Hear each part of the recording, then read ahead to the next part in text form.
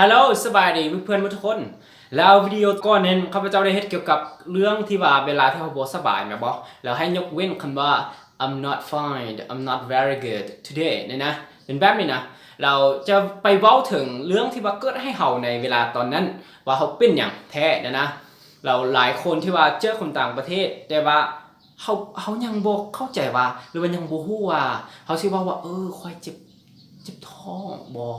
ค่อยเจ็บขาบ่เป็นแบบนี้นะให้เว้าตรงๆว่าค่อยเป็นหยังแท้ๆนะเรายังขากับตัวนี้แล้ววันนี้ข้าพเจ้าจึงเฮ็ดวิดีโอนี้มาสอนให้หรือว่ามาแชร์ให้เพื่อนอีกเด้อเรา6ประโยคที่ว่าข้าพเจ้าเฮ็ดไปก่อนนั้นถ้าว่าไผที่ว่าต้องการเรียนอีกแม่นก็กลับไปวิดีโอตัวนั้นแล้วตัวนี้จะเฮ็ดเกี่ยวกับ7ประโยคเด้อ7 sentences แต่ว่าก็เกี่ยวกับเรื่องสุขภาพของเฮาที่ว่าพอบ่สบายเป็นแบบนี้นะเราจะไปเริ่มกันเลยเป็นได้เราติดตามกันเลยเด้อเราจะออกเสียงที่จริงๆเราต้องเรียนการออกเสียงแม่นบ่ออกเสียงให้ถูกนะถึงว่าเฮาบ่ 100% ถึงว่าบ่ 59% แต่ว่าอย่างน้อยต้องเป็น80 90แม่นบ่แล้วจึงโอเคเริ่มกันเลย1 I have got a very bad cold I have got a really bad cold I've got a really bad cold I have got a really bad cold โอเคตัวต่อไปเป็นตัวที่2 I keep sneezing I keep sneezing I keep sneezing เกิดตัว G ออกมาเกิด keep sneezing ตัวที่3โอเค my arm leg arm hurts ให้ชื่อดีๆว่า arm กับ leg กับ arm นี่นะเราถ้าว่าเจ็บตาเจ็บแขนแล้วเจ็บขานี่นะเราเขาบอกว่า hurts the hurts อยู่ดีๆ hurtsโอเคตัวต่อไปเป็นตัวที่4นะบอที่4นี่บอกว่า I have got a fever I have got a fever I have got a fever ตัวต่อไปคือตัวที่5นะบอ I'm going to be sick I'm going to be sick I'm going to be sick okay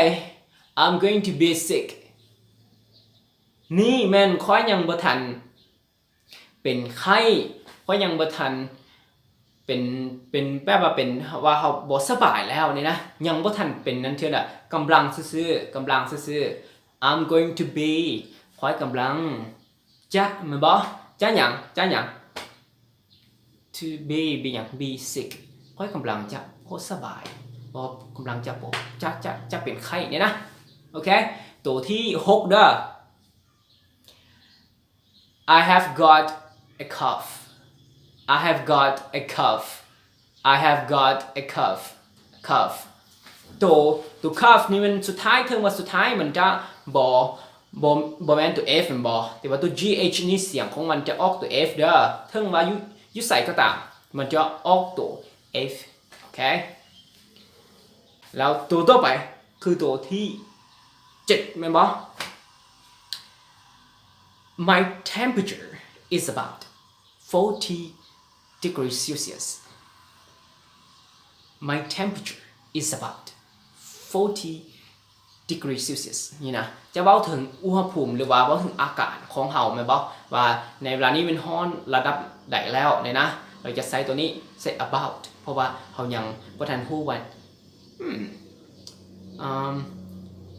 เป็น30เพราะว่าเขาเห็นแล้วเนี่ยนะว่าเขา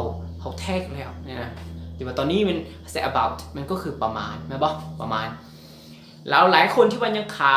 ไปกับการเว้าตัวคำศัพท์ว่า temperature เด้อหลายคนยังเว้าว่า temperature เนี่ยนะแต่ที่จริงมันบ่แม่นบ่แน่นเขาบอกว่า temperature แม่นบ่ my temperature is about 40 degrees Celsius โอเคแล้วจะไปอ่านตัวที่1ฮอดตัวที่7เด้อเป็นอะไรก็ติดตามแล้วข้าพเจ้าอ่านแล้ว ให้ทานแล้วให้เพื่อนอ่านไปนำหรือว่าข้าพเจ้าจะจงเวลาก็คือ 1-3 วิให้อ่านให้ฝึกไปฝึกไปนำกันนะโอเคข้อที่1เลย I have got a really bad cold I have got a really bad cold โอเคตัวต่อไปคือตัวที่2 I keep sneezing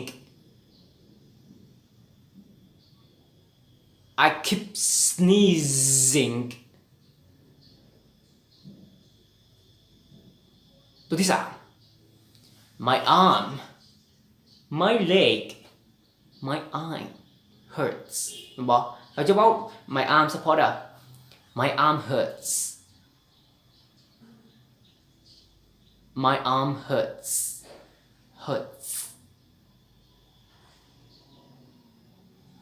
โอเคตัวที่4 I have got a fever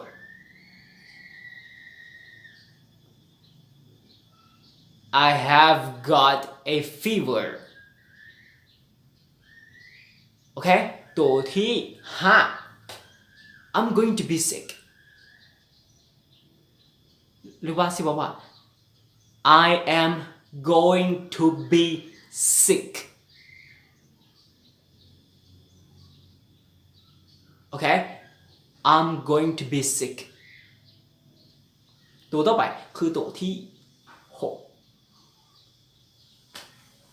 I have got a cough I have got a cough